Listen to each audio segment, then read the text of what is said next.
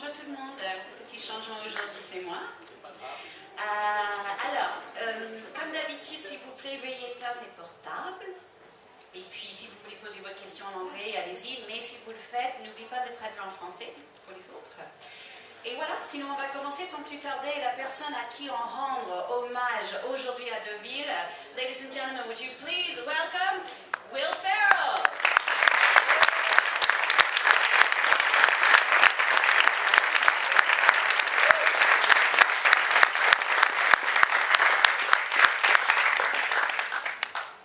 Will, thank you so much for being here with us in Deauville. Thank you for having me. So nice to be here. What a beautiful day. It is a beautiful day. Yes. Who would like to start? Quelqu'un peut bien commencer le bal? Bonjour. Bonjour. Vous êtes arrivé au sommet de par de l'art de la comédie. On peut dire que vous avez révolutionné justement l'art du comique, de la comédie. Est-ce que vous auriez envie, à l'heure d'aujourd'hui ou dans l'avenir, de verser de votre côté dans le drame, dans des rôles tristes, par exemple? I already know the answer. Yeah. Il me dit oui, je connais déjà la réponse. Her question was, you do so much in comedy, you're really at the summit of your career. You have done some stuff, dramatic stuff before. Would you like to do more? Go in that direction, something sad, play a sad role? Yeah, the work I've done with dramatic films has been very satisfying, and it's a very much kind of an exciting departure when I get to do that stuff. So yes, I do look to do more of that. However, Hollywood still kind of puts me in the category of comedy only. So it's still a bit of an uphill battle for me to try to get those parts. Oui, c'est vrai pour moi de faire des rôles dramatiques que j'ai déjà fait dans le passé, c'est très satisfaisant pour moi. C'est un vrai départ qui m'intéresse beaucoup, donc oui, je veux faire plus de rôles dans ce sens-là. Ceci dit, Hollywood a une tendance à me étiqueter dans ces catégories d'acteurs comiques, donc il faut dire c'est une bataille pour avoir ces rôles. Despite my incredible good look. Malgré le fait que je sois très beau. Anyone? Another question, une autre question? Voilà, oui. Bonjour. Bonjour. Alors moi j'aimerais savoir comment vous avez puisé cette puissance comique. Justement, vous avez commencé sur scène, on me l'a appris il y a quelques instants, mais j'en avais entendu parler. Mais c'est vrai que je ne suis pas quelqu'un qui regarde les comédiens sur scène, moi c'est le cinéma. Comment vous avez fait ce passage? Et pour vous, la comédie, qu'est-ce qu'elle représente? Est-ce que vous avez des maîtres en comédie? Quand vous parlez de scène, vous parlez de Saturday Night Live comme ça? Non, non. C'était fait en live en direct, aux vraies scènes? Oui, oui. Okay, so he's saying he heard that you actually started out on stage, if that's correct, before Saturday Night Live. Yes. What was it like for you making that transition, because he thinks it's more of your role as comedian now on screen, that transition from stage to screen, and also who are your masters, your comedic idols? Well, yes, I started out with an improv sketch comedy group in Los Angeles called the Groundlings, which has a fairly strong reputation, in the United States. A lot of people had gone on from that theater company to film and television and to shows like Saturday Night Live, and that was actually a great training ground to learn how to write sketch comedy, to learn how to develop characters. It allowed me to kind of set the groundwork to later feel comfortable doing the things that I've gone on to do. And then in regards to your masters? People I've admired, it's funny, as a kid, I would watch everything I could in terms of comedy. A big influence in the United States was The Tonight Show with Johnny Carson, and that was the only live outlet where you'd see stand-up comedy. So I would stay up late as a kid and watch, everyone from Jerry Seinfeld to Bill Cosby, Steve Martin, and then I would have to say the original cast of Saturday Night Live, and those Bill Murray and Dan Aykroyd and John Belushi and Chevy Chase and people like that were big influences on me. Donc pour répondre aux premières questions, effectivement j'ai commencé sur scène avec une troupe d'improvisation qui s'appelle The Groundlings à Los Angeles. C'est une troupe qui a une grande réputation déjà aux États-Unis, et il y a plein de gens qui ont fait partie de cette troupe, qui ont continué à faire du cinéma ou la télévision, et ensuite Saturday Night Live comme moi-même. Donc c'était un super endroit pour apprendre pas seulement à jouer, mais aussi à écrire, à développer les personnages, et ça me donne une bonne base pour ce que j'ai pu faire après. Et quand il s'agit des maîtres, en fait, comme vous avez dit, moi, quand j'étais petite, je regardais beaucoup de choses à la télé, mais il faut savoir, quand moi j'étais petite, le seul endroit pour voir en fait, des comiques live sur scène, c'était sur The Tonight Show, qui est une grande série, une grande émission qui était animée à l'époque par Johnny Carson. C'était le seul endroit pour voir les personnes comme ça. Et ensuite, bien sûr, j'ai beaucoup regardé les premiers casts de Saturday Night Live, à savoir Bill Murray, Dan Aykroyd, John Belushi, etc., etc. Mais j'ai aussi beaucoup aimé Jerry Seinfeld et Bill Cosby ou Steve Martin, que j'ai pu voir sur The Tonight Show aussi. Une autre question? I have a question. You are part of such a great comedic duo with Adam McKay, who kind of always stays in the shadows a little bit. Tell me about your process of working with him and what that's like, because it's almost like you're a modern day Nichols and May, you could almost say. J'ai posé une question sur son partenaire Adam McKay, qui a réalisé plein de films qu'il a fait, donc plusieurs films qu'on montre ici à Deauville, à savoir Very Bad Cops, Frangin malgré eux, Anchorman, etc. Donc je voulais savoir comment il travaille à deux et qu'il nous parle un peu de ce partenariat. Yes, my kind of relationship with Adam McKay is kind of one of the more treasured things I have. We both met on Saturday Night Live. I think we were literally hired on the same day.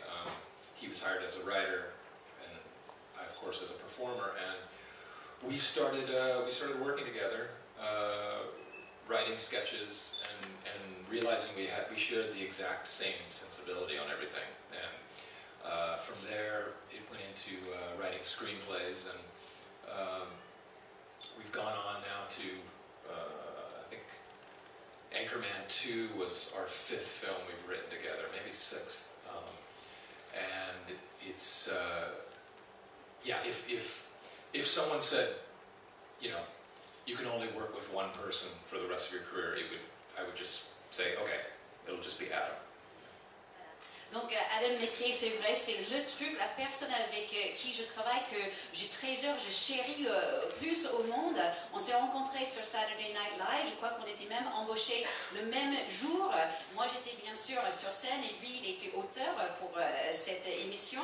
Et c'est vrai, on a exactement la même sensibilité, le même sens de l'humour qu'on a pu découvrir ensemble à Saturday Night Live, et puis ensuite à travers les scénarios qu'on a pu s'écrire ensemble, ainsi que les films qu'il a pu réaliser. Je dirais que le dernier Anchorman, c'était au moins le 5e ou 6e film qu'on a fait ensemble. Et si on m'a dit aujourd'hui, vous pouvez travailler avec qu'une personne pour le reste de votre vie, moi je dirais, chiche, c'est bon, je reste avec Adam McKay.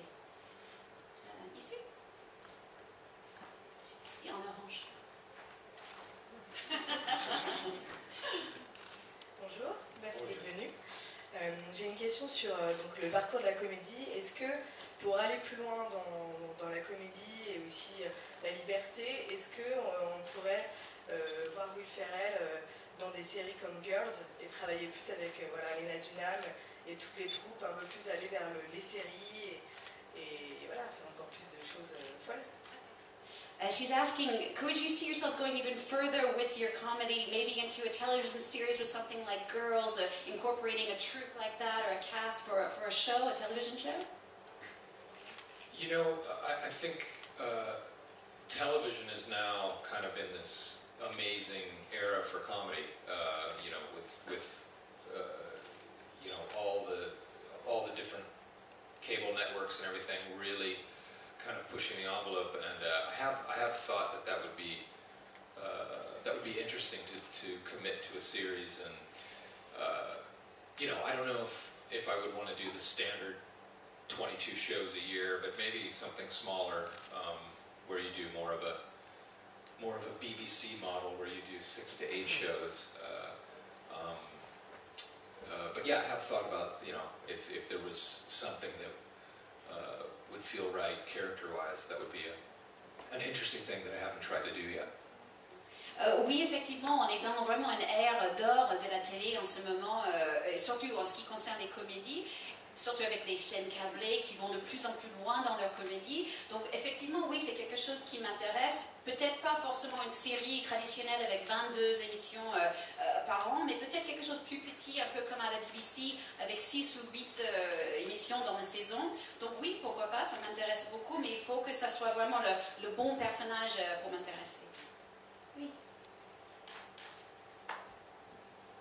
Bonjour, je voudrais savoir quelle est la première personne qui lui a dit qu'il était drôle et à partir de quel moment de sa vie il s'est dit j'ai un fort potentiel comique. He wants to know who is the first person in your life who ever said you were funny, and at what point did you realize that you had potential to go far? The first people to say I was funny were the police.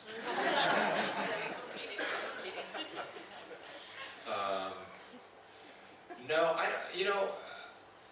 don't know if I have that memory of one person who said I was funny, but I do recall in grade school being able to make a bunch of my friends laugh, and that was something that I relied on to make friends and to kind of socialize with that. Even though I wasn't I wasn't the class clown who needed all the attention. I still was a very conscientious student and tried to still be friends with the teacher and make them laugh at the same time. And what was the second part? The second part was when you realized yourself that you had what it Yeah, took. I mean, and then in terms of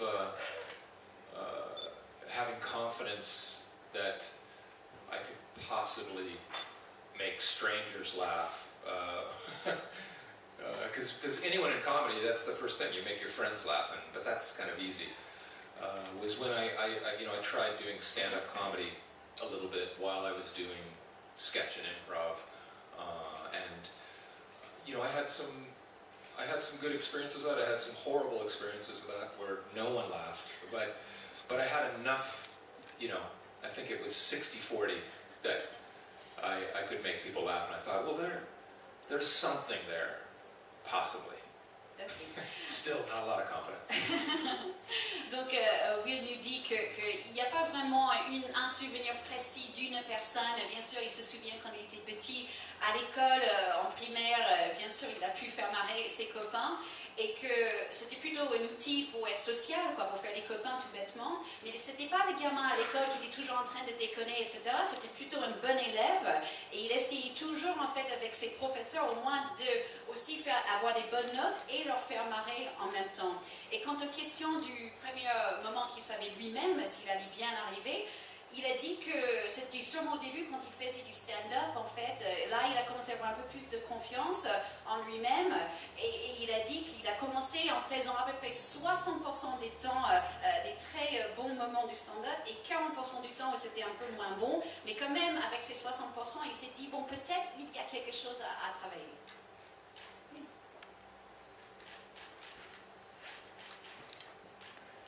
Bonjour, je voulais revenir sur l'expérience d'un film qu'il a tourné en espagnol, Casa de Padre, si je ne m'abuse, et savoir comment c'était, si ça avait été dur à monter et quelle était la vie du film ensuite, et s'il y avait par exemple un projet de film en français pour lui.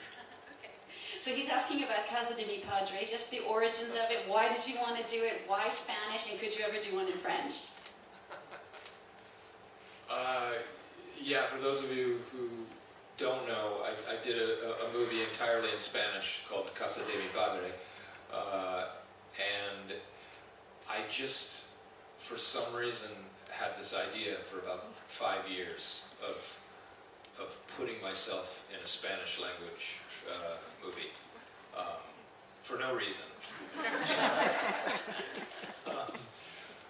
Other than I think we've all seen the telenovelas, the Spanish soap operas, and they were always something that made me laugh. They were so over the top and arch and exaggerated, and I thought, that would be a really unique idea to have someone from American comedy fully commit to speaking Spanish, and as well as I possibly could, with the joke being my commitment, not the joke being that I spoke poorly, even though my trying to speak Spanish as well as I could still sounded terrible. And that was the whole idea, and we shot it in 22 days, and we were lucky to get Diego Luna and Gael Garcia Bernal and this amazing cast, and so but it was extremely hard. So I think French would be impossible for me. Yes. Ok, donc vous nous dites, pour ceux qui ne connaissent pas Casa de mi Padre, en fait c'était un film qu'il a fait entièrement en espagnol. C'est une idée qu'il a eue depuis 5 ans de faire un truc en espagnol pour aucune raison vraiment en particulier, juste parce que comme on avait tous vu les telenovelas espagnoles, il trouvait ça drôle quand ils sont tellement exagérés et tout. Donc il s'est dit, écoute, pourquoi pas? Et ce qui sera drôle dans cette idée, c'est pas le fait que je parle espagnol mal, mais le fait que je suis bien à fond dans mon personnage et que je suis engagée, committed, comme on dit en anglais, jusqu'au bout. Et c'est ça qui sera drôle, au moins c'est ce que j'espérais. Donc on a tourné ça en 22 jours, on a eu une super cast avec Diego Luna, Gael Garcia Bernal, etc. Mais c'était difficile, donc pour répondre à la question, est-ce que je pourrais le faire en français? Je crois que ce serait impossible. Ici? Morning. I'm very curious why you like so much laughing about sports, because many of your movies is in the sport in different sports, and well, you've been an incredible fashion icon like Mugatu, and if Ben Stiller is still working on the sequel, and if he is thinking about a return of Mugatu for the sequel of Zoolander. Thank you. Voilà, donc juste en 2 mots, une première question sur pourquoi il aime autant des films sur le sport, et deuxièmement, icône de la mode après Mugatu avec Zoolander, est-ce qu'il y a un deuxième Zoolander prévu? Yeah, it's a good question. I mean, I played a lot of sports growing up. I've always been, athletic, and yeah, it wasn't necessarily a plan, but now, in looking back, we've done Talladega Nights, which is about race car, NASCAR race cars. Semi-Pro, which was about basketball in the 70s. Blades of Glory, which was ice skating, and then there was a film, Kicking and Screaming, which I coached kids soccer, but I didn't actually play it. But I think, sports are so huge in the United States. I think it's something that, for good and bad reasons, we're so invested in sports, and it's fertile ground to make fun of. But all of those movies had different reasons as to why. NASCAR was really, we did a movie about that because it was so incredibly popular, and we couldn't figure out why. Because people just drive in circles, And so we thought, well, that's something we should make fun of. But each each movie had a specific reason, as opposed to, I just love doing movies about sports. And Zoolander, yeah. We're actually supposed to do a read-through of a sequel script, to see if we can possibly do it. And Mugatu is a part. On peut répondre à la question sur le sport. Effectivement, j'ai fait beaucoup de sport quand j'étais petit. J'étais quelqu'un de très athlétique. dramatique, mais c'était jamais mon projet de faire des films sur le sport. Effectivement, c'est vrai, j'en ai fait beaucoup. Il y a Ricky Bobby sur les voitures, semi-pro sur le basket, des voix du patin sur le patin, un match en famille où je joue un coach du foot, du soccer, comme on dit en anglais. Et c'est vrai, aux États-Unis, le sport est tellement énorme et les gens sont tellement investis dans le sport que c'est vrai, c'est évident que ça pourrait être drôle. Mais chaque film avait une raison différente. C'était pas juste pour faire du sport. Par exemple, avec le NASCAR, on voulait savoir pourquoi c'est drôle. Parce que le NASCAR, bien sûr, c'est des courses en voiture. Et comme il nous dit, oui, tout ce qu'ils font, c'est qu'ils tournent comme ça en rond. Donc on trouvait ça assez rigolo. Donc ça, c'est pour le sport. Et quand il s'agit des Zoolanders, effectivement, on vient de faire... You did or you're going to do the read-through? You're talking about it. Okay. Donc ils sont en train de parler, de s'asseoir pour lire un scénario d'un deuxième Zoolander pour voir si justement il y a de quoi pour faire un deuxième film. Et bien sûr, mon personnage ferait partie de ce deuxième projet. Voilà. Going back to the drama projects, could you, with your own production company, develop them, or does Hollywood just not come up with the financing to let those go forward? And secondly, also in your production company, you announced earlier this year that you're going to make several sort of female-focused projects. Why did you feel that was important? And last, can you talk about your project with Michelle Anavicius? It's coming up, I believe. Ok, donc juste vite fait, je traduis. Donc, première question sur les films dramatiques, pour qu'il nous parle un peu plus de ce qu'il développe au sein de sa propre boîte. Deuxièmement, apparemment, il est en train de préparer plusieurs projets qui concernent les femmes. Et troisièmement, une question sur un projet éventuel avec Michelle Hazanavicius. In answer to the first question, yes. I mean, we totally could develop projects through our company, Adam McKay and I's production company. And then there are a couple, you know, pans in the fire, so to speak, but it is just a slower road to get financing and things like that. And then the offshoot of, so our production company is called Gary Sanchez Productions, and then Jessica Albaum, who's a producer in our company, came up with the idea to start Gloria Sanchez. So it was, she just came to us and said, what if we you know, really decided to kind of become home for female directors, female writers, and female-driven comedy projects. And so it was really actually her idea that Adam and I both embraced and thought, yeah, we'd love to kind of, you know, get out in front of that. And just because there also is just so much great female comedy these days. And then the third question, the Michelle, I think that project is called Will, I believe, but I don't know anything more about it, because sometimes I don't pay attention. Ok, donc aux premières questions sur le développement des projets un peu plus sérieux, Will nous dit que dans sa boîte de prod avec Adam McKay, effectivement, ils ont plusieurs projets en cours, mais comme il a dit tout à l'heure, c'est assez lent, c'est un peu plus lent à trouver le financement pour ce genre de projet, parce que justement, ils ne sont pas des projets comiques. Il nous rappelle que sa boîte s'appelle Gary Sanchez Productions, et c'est une productrice qui travaille chez eux, qui s'appelle Jessica Albaum, qui a eu l'idée de créer ce qu'elle appelle Gloria Sanchez, qui est justement un projet pour mettre en avant des femmes réalisatrices, productrices, scénaristes, actrices, etc. C'était vraiment son bébé et son idée. Donc nous, on l'a embrassé, nous, on l'a accueilli aux bras ouverts parce qu'on trouve qu'il y a tellement de bonnes comédies faites par les femmes aujourd'hui. Et quant aux dernières questions sur le projet de Michelle Hazanavicius qui s'appelle apparemment Will, pour l'instant, il ne sait pas trop, mais c'est peut-être parce qu'il n'a pas trop fait gaffe. Question? Oui? Allez-y.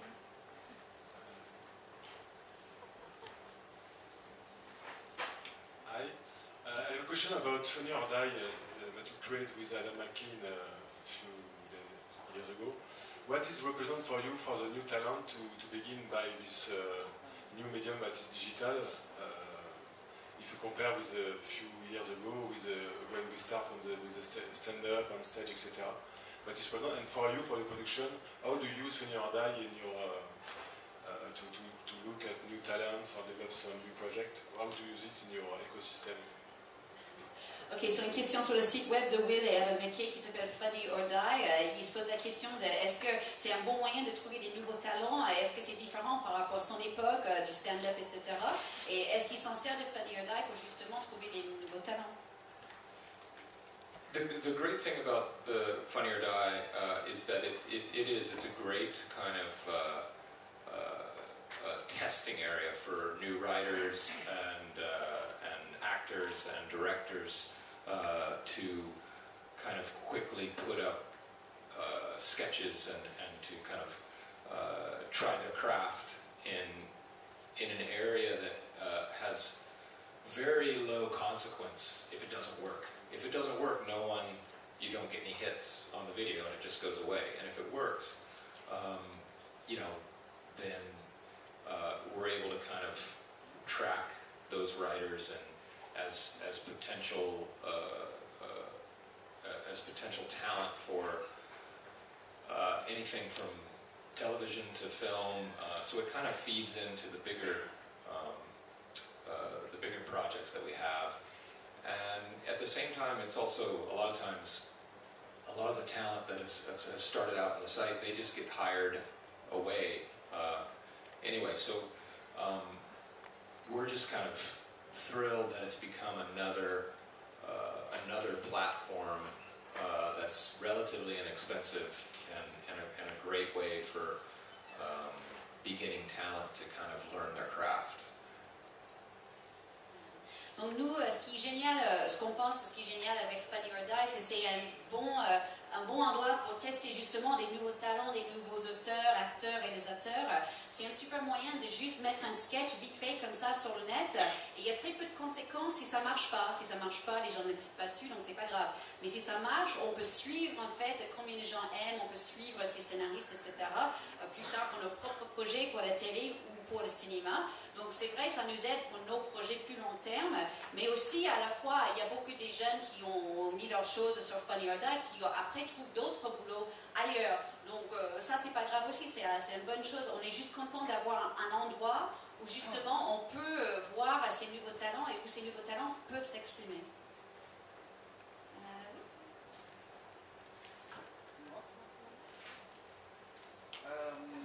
Are you involved with, to go on with internet, are you involved with a Twitter account called Not Will Ferrell? Je me demande donc s'il est associé à ce compte Twitter assez drôle qui s'appelle Not Will Ferrell. Do you know this Twitter account? I've heard of this Twitter account and I have nothing to do with it. Oui, je connais, ça n'a rien à voir avec moi. Have you ever seen it, read it, think it's funny? I've just had people come up to me and say, "Oh, that was really funny what you said on Twitter." And then I say, "Oh, what did I say?" And there's, "Oh, that wasn't you." Yeah. Well, it says not Will Ferrell. It's pretty clear that it's not me. And so, I mean, that's the. I guess fortunate for me, most of the things on there, from what I've heard, are fairly funny. But it is weird that someone can kind of imitate you on their site, and Twitter's answer is, well, the only way for us to take it down is for you to come on and say, hey, this is really you, not that. And you don't want that? I don't have time for Twitter. Yeah, I've got better things to do. Yeah. Voilà, donc la question était sur cet compte tweet Not Will Ferrell, et Will nous dit que oui, il a entendu parler de ça, et de temps en temps on vient vers lui en disant ah, c'est très drôle ce que tu as mis, et Will a dit oui, qu'est-ce que j'ai dit? Il dit non, c'est pas moi. Il a dit mais vous savez bien, ça s'appelle pas Will Ferrell. Donc Will il nous dit que c'est pas trop son truc le Twitter, il n'a pas beaucoup de temps pour le faire, mais il trouve ça bizarre que quelqu'un d'autre peut vous imiter, c'est fort, hein? Que quelqu'un d'autre peut vous imiter, I'm saying that's louder, que quelqu'un d'autre peut vous imiter. Don't run for the exits. Voilà, ne sortez pas. If this tent collapses. Si la tente tombe sur nos têtes, ne sortez pas. Yeah. Bon, voilà, donc juste pour finir sur Twitter, il a dit, Twitter lui a dit, le seul moyen justement d'arrêter ça, c'est qu'il faut que lui-même il va sur Twitter en disant mais non, c'est pas moi, etc. Il n'a pas envie de le faire, il n'a pas de temps. Oui. Hi. Quel est le film dont vous êtes le plus fier? What movie are you proudest of? I feel lucky that there's so many projects I've worked on that I feel very proud of. We mentioned one earlier, the Casa de mi Padre, which is entirely in Spanish. I'm proud of that. I think I'm proud of all the films I've done with Adam McKay. There's a movie called Stranger Than Fiction that I did with Dustin Hoffman and Emma Thompson and Maggie Gyllenhaal that was kind of the first time I got to kind of do something more dramatic, and that's a film I'm very proud of. So, each film and each experience, is separate and unique, and you're proud of it in many different ways. I'm also proud of something that's not even a film. I did a Broadway one-man show called You're Welcome, America, which I played George W. Bush,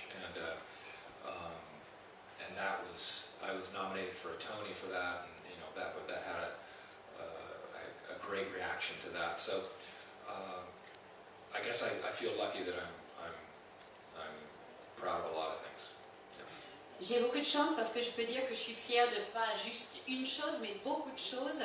Je suis fière, on a parlé tout à l'heure de Casa de mi Padre, parce qu'on le fait complètement en espagnol. Je suis fière de tous les films que j'ai fait avec Adam McKay. Je suis fière de la première film dramatique que j'ai fait qui s'appelle L'incroyable destin de Harold Creek, Stranger Than Fiction, que j'ai fait avec Dustin Hoffman, Emma Thompson et Maggie Gyllenhaal. C'était la première fois que j'ai fait un rôle dramatique, donc je suis fière de ça. Avec chaque film, chaque expérience est tellement unique, je suis fière de presque tout. Et je suis aussi fière, j'ai fait un spectacle à Broadway, c'était un one-man show où je jouais George Bush, il s'appelait You're Welcome America, et j'ai été nommée aux Tonys, qui est un peu comme les Oscars du théâtre, et j'ai eu une super réaction de ça aussi, donc je suis assez fière de ça. Je me sens très chanceux que je peux être fière de autant de projets. Voilà, juste ici. Ça va être la dernière question. Moi j'ai une question pour savoir, justement, pour prolonger le fait que les personnages que vous interprétez, qui vous inspire? Est-ce que vous regardez beaucoup autour de vous? Est-ce que vos contemporains vous inspirent? Tout à l'heure vous parliez de sport, mais est-ce que les gens eux-mêmes vous inspirent? Et puis pour terminer, peut-être, est-ce qu'ici dans cette salle, il y a quelque chose qui vous inspirerait pour peut-être des personnages ou pas? Okay, so the last question, we were talking a bit earlier about what inspired you, who inspired you when you were younger. We were talking about sports before. Does anything in sports inspire you to be funny? Are you inspired by people you work with, or is there anything even in this room that could inspire you to be funny? You inspire me. Toi, tu m'inspires.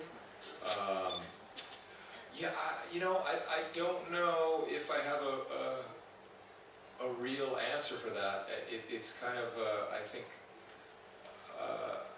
I just have a lot of random thoughts in my head that will just all of a sudden hit me in a way that for some reason I think will work out and be funny.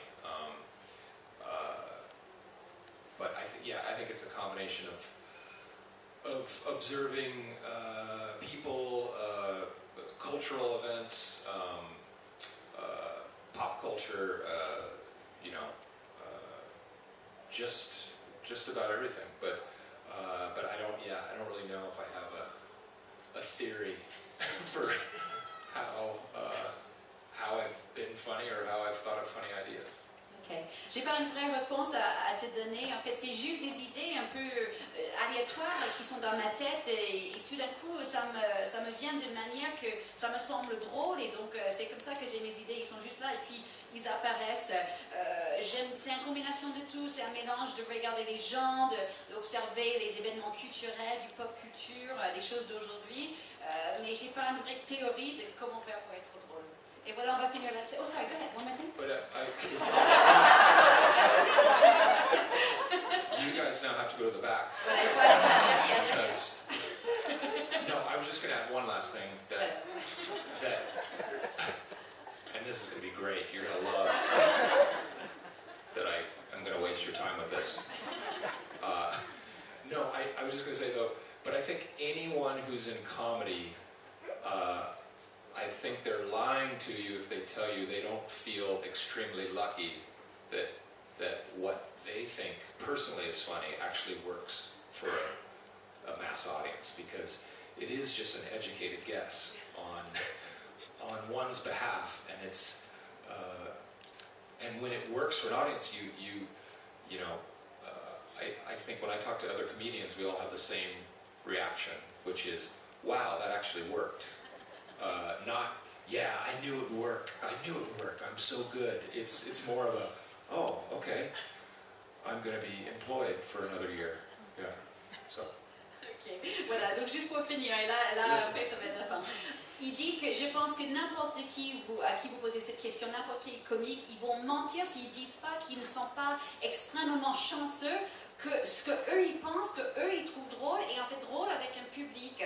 Parce que la plupart du temps, ils devinent, ils espèrent que ça va être drôle pour les autres, juste parce que c'est drôle pour eux. Donc souvent il dit qu'il parle avec d'autres comiques autour de lui, et ils ont tous la même réaction. Ils disent tous, waouh, ça a marché, les gens ont vraiment trouvé ça drôle. C'est jamais, ouais, je savais qu'ils allaient trouver ça drôle, parce qu'on ne sait pas jamais. Je crois qu'on est juste heureux que le public trouve ça drôle, et du coup on va pouvoir bosser encore peut-être une année.